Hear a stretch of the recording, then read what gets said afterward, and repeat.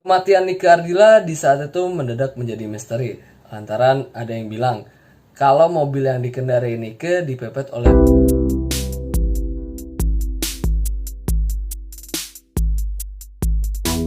Halo semuanya, selamat datang di video pertama gue. Video ini gue ingin ngebahas kisah dari sosok penyanyi legendaris Indonesia, yaitu Nike Ardila. Sosok penyanyi legendaris yang meninggal di era kemasannya. Tapi sebelum kita masuk ke pembahasannya nih, gue ingin memperkenalkan dulu ya, nama gue Zaini Hamna. Jadi gue pengen ngebahas tentang kasus-kasus yang yang dari zaman dulu, terus yang nggak terpecahkan, terus yang kisah legendaris, apalah pokoknya seperti itulah ya.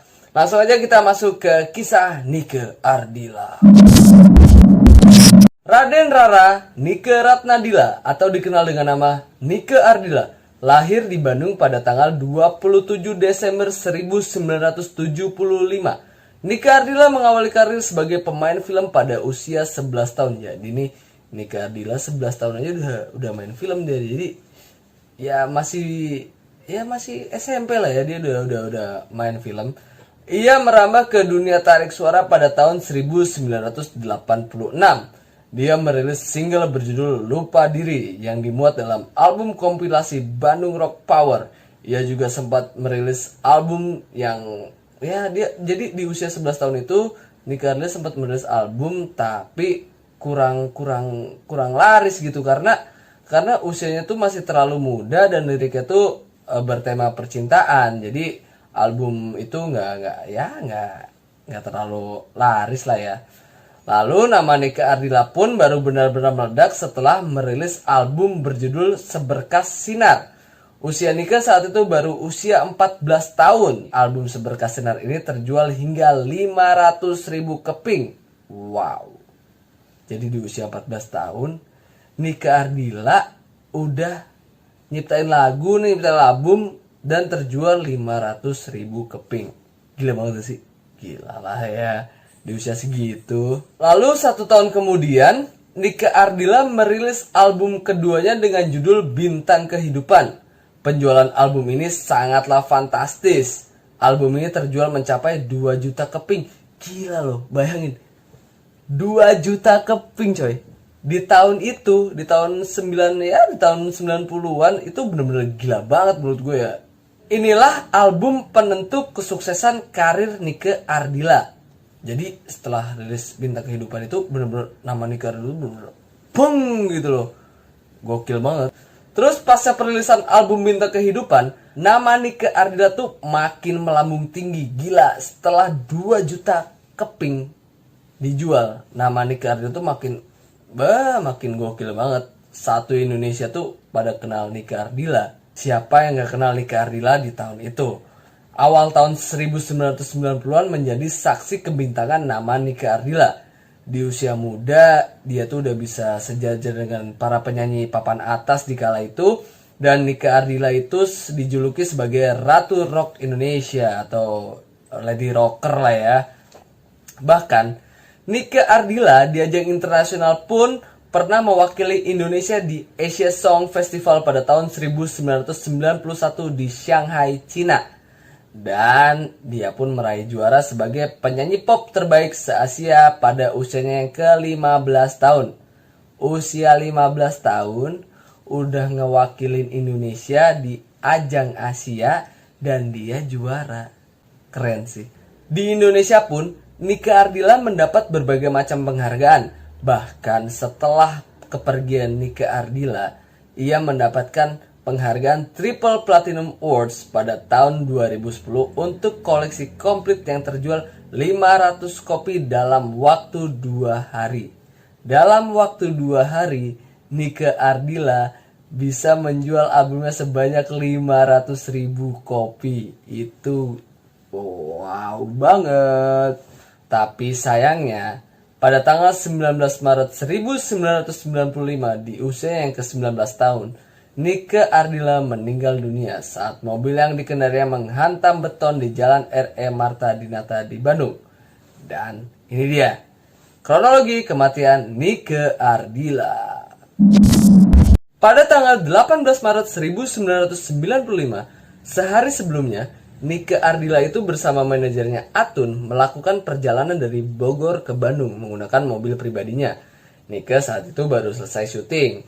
Mereka mulai perjalanan sekitar pukul 8 malam dan sampai ke Bandung jelang tengah malam. Awalnya, mereka mampir ke rumah keluarga Nike di Jalan Soekarno-Hatta. Jadi Nike itu pertama mampir dulu ke rumah keluarganya lah ya buat minta doa atau segala macam.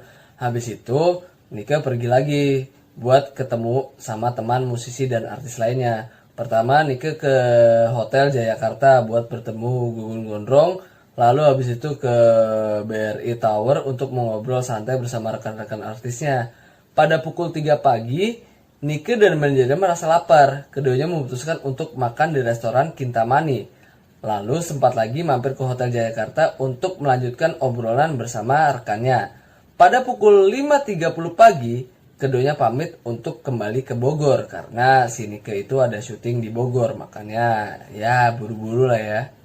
Saat ingin menuju ke Bogor, Atun sebagai manajer sempat menawarkan agar ia yang menyetir. Maklumlah jadwal Nike yang padat, belakangan ini juga lebih mudah kecapean. Namun ketika itu, Nike ingin tetap berada di belakang kemudi. Ia merasa tidak enak dengan manajer karena mungkin Nike nggak enak lah ya sama Atun, mungkin si Atunnya udah ya pokoknya udah kerja seharian, ya udahlah biar gue aja yang nyetir, mungkin kayak gitu ya.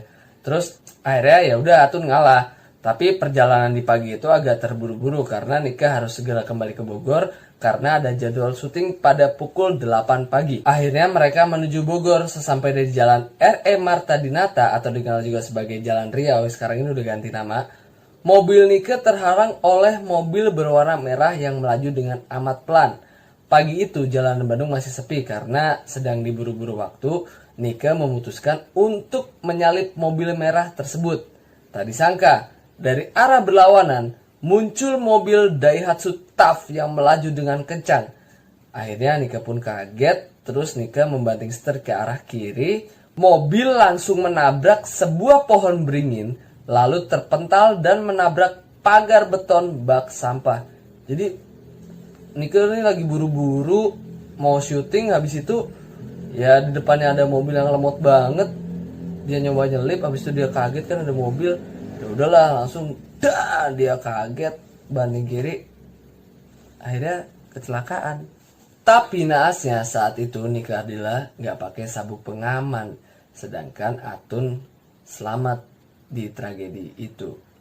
Meski sempat mengalami amnesia, namun pada pagi hari itu juga Nike menghembuskan nafas terakhirnya.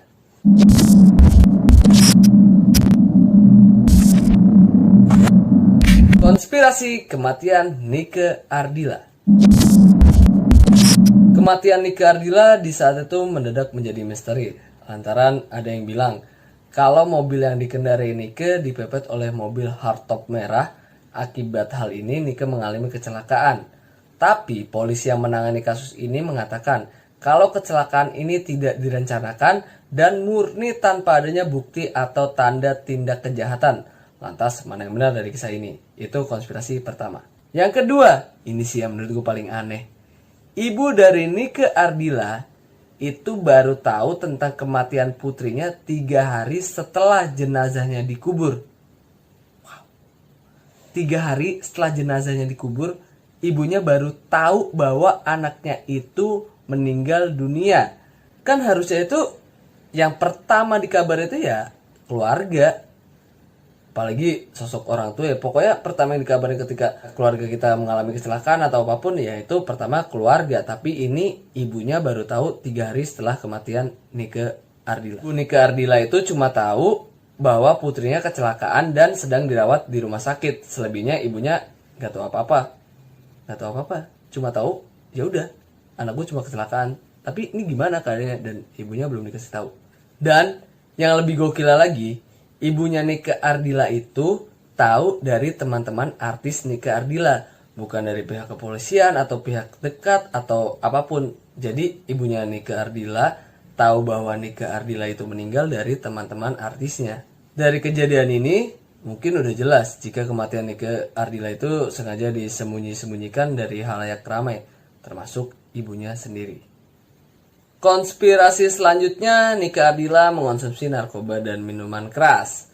Kematian Nike Ardila memang tak pernah habis jadi bahan pembicaraan banyak sekali orang di Indonesia. Setelah teori kematian yang super aneh dan melibatkan beberapa keluarga penting, Nike juga dikabarkan telah menggunakan narkoba dan minum minuman keras.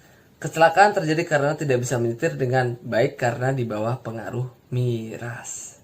Tapi, dugaan ini dibantah oleh polisi yang menangani kasus ini. Dari visum yang dilakukan oleh pihak kepolisian, tak ditemukan adanya kadar alkohol atau narkoba di dalam tubuh Nike. Jadi, yang bilang Nike itu mabok atau apa, itu nggak benar ya. Karena setelah visum ya nggak ada kadar alkohol ataupun narkoba. Jadi itu masih simpang siur. Dan ya nggak benar lah. Ya, itulah beberapa kejanggalan dari kematian Nike Ardila yang masih menjadi misteri hingga saat ini. Dan mungkin aja kalian punya teori konspirasi yang lain atau apa, bisa komen di bawah ini. Siapa tahu kan kalian punya, oh nggak gini, ya bisa komen aja. Dan tapi apapun yang udah terjadi, mari kita semua mendoakan Nike Ardila tenang di sisinya. Jadi begitu aja ceritanya untuk video pertama gue ini. Gimana menurut kalian, apa benar Nike Ardila ini murni akibat kecelakaan atau memang ada pihak yang sengaja menghilangkan Nike Ardila? Gak ada yang tahu. Baiklah, terima kasih untuk kalian semua yang sudah menonton video ini. Jangan lupa like, comment, and subscribe. Dan gue mohon maaf juga kalau gue ada salah-salah kata. Oke? Sampai jumpa di video selanjutnya. Bye-bye.